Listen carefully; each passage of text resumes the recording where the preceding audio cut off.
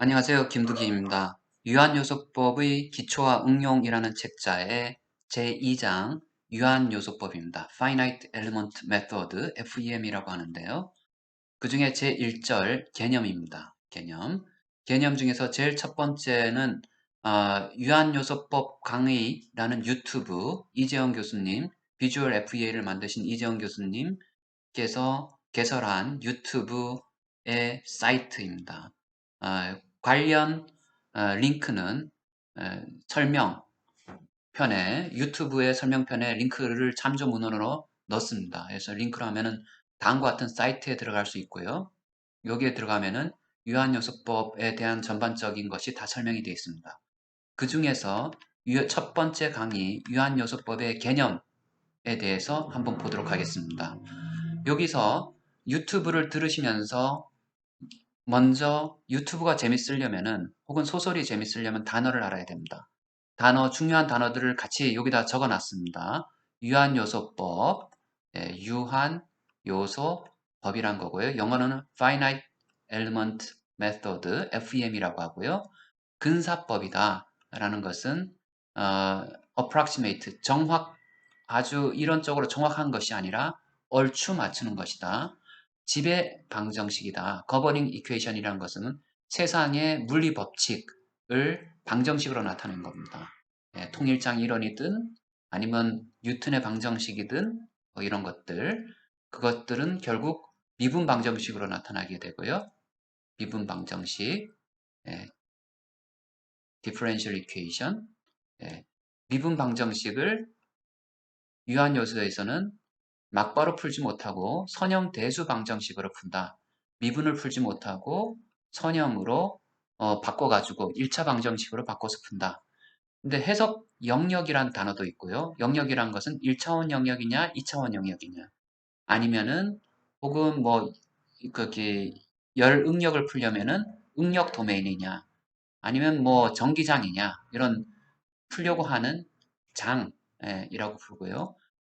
이 문제를 풀기 위해서는 방정식과 경계 조건이 필요하고 경계 조건, boundary condition, 그리고 이러한 문제를 가지고 경계치 문제라고 부른다. boundary value problem, BVP라고 합니다. 그리고 이러한 문제들은 손으로 푸는 것이 아니라 컴퓨터를 사용해서 숫자로 푼다라고 해서 numerical method라고 합니다. 변수가 들어가고요. 변하는 수란 얘기죠. 변하는 수. 그 다음에 절점이란 단어도 있고요. 노드, 요소라는 단어도 있습니다. 엘리먼트. 그 다음에 요소별로 방정식이 성립이 되고요. 왜냐면 그게 작던 크던 간에 우리가 지배 방정식, 물리 법칙은 어디에든 적용이 되고 작은 요소에서 적용해서 선형대수 방정식을 만들 수가 있고요. 그것을 조합해서 결합하여서 전체 방정식 혹은 시스템 이퀘이션이라고 합니다. 이 내용에 대해서 한번 유튜브를 같이 보도록 합시다. 유튜브를 띄웠습니다. 같이 보도록 하겠습니다. 유환요소법은 자연에서 발생하는 여러 종류의 현상을 근사적으로 해석하는 방법입니다. 여러 물리적인 현상은 주어진 영역을 지배하는 편미분 방정식과 경계 조건으로 표현됩니다. 여기서 보면은 지배 방정식이란 것은 이 물리적인 법칙을 얘기하는 거고요. 근데 그 물리적인 법칙을 여기 찻잔에 적용을 하는 거죠. 근데 찻잔은 바닥이 경계하고 맞닿아 있습니다. 이걸 경계 조건, 우리가 영역 이렇게 얘기를 할 수 있습니다. 그 대표적인 예로는 물체의 역학적인 변형, 열의 전도, 유체의 흐름, 정전기의 전위 분포 등을 들 수 있습니다. 이러한 문제에 적용할 수 있다는 얘기죠. 이러한 문제들을 경계치 문제라고 합니다. 어떻게 적용하는지 한번 볼까요? 유환요소법은 경계치 문제를 푸는 수치 해법의 하나입니다.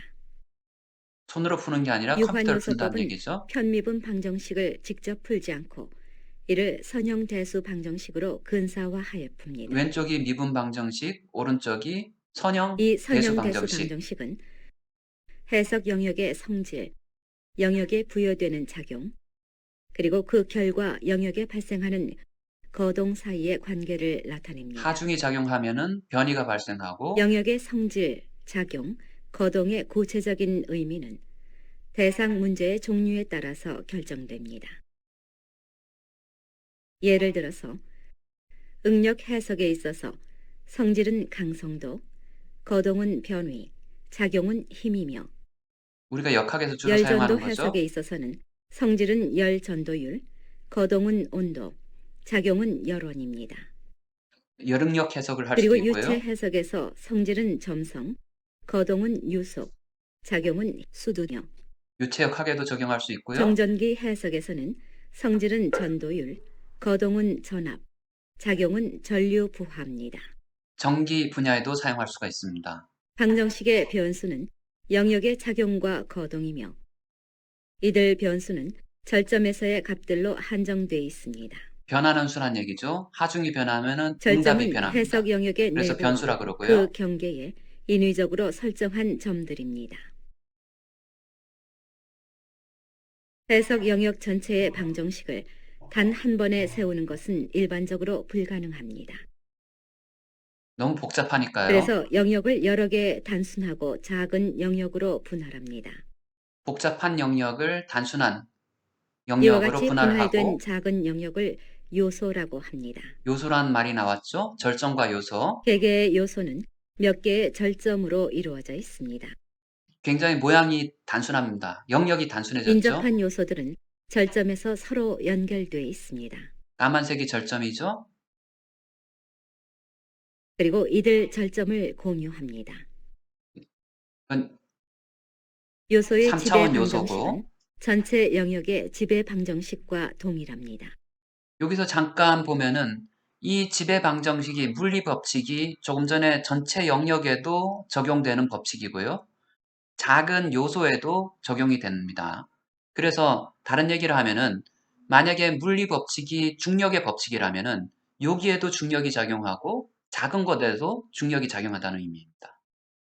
한 요소에 대해서는 매우 단순화된 근사화에 의해서 지배 방정식을 선형 대수 방정식으로 이게 무슨 얘기냐면은 좀 전에 전체 영역에 대해서도 지배 방정식, 물리 법칙이 미분 방정식으로 존재하는데 이것을 컴퓨터는 미분 방정식을 풀 수 없기 때문에 선형 대수 방정식으로 바꿔줘야 되는데요.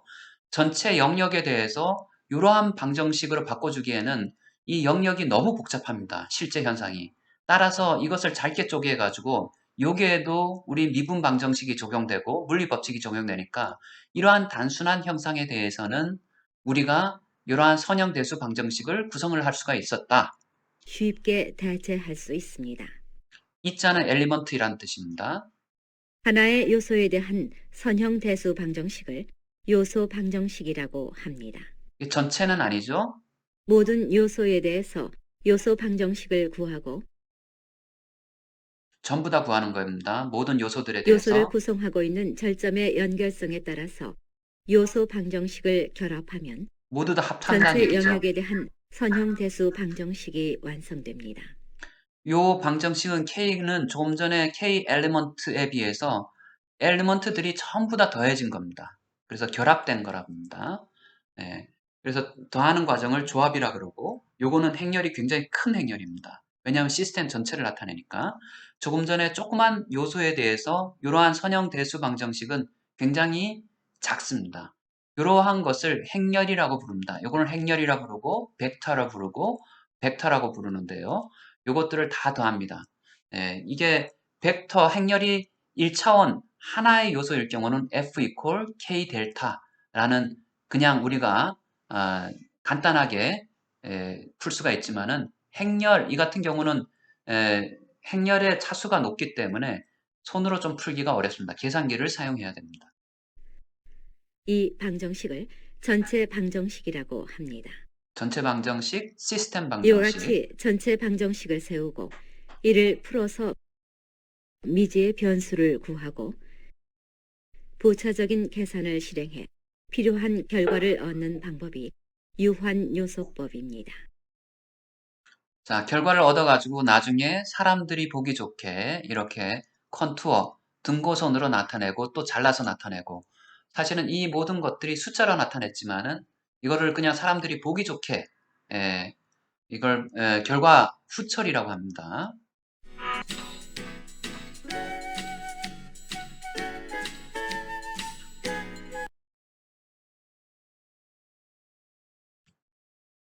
자, 여기가 2장 1절의 첫 번째고 두 번째는 다음 유튜브에서 하겠습니다.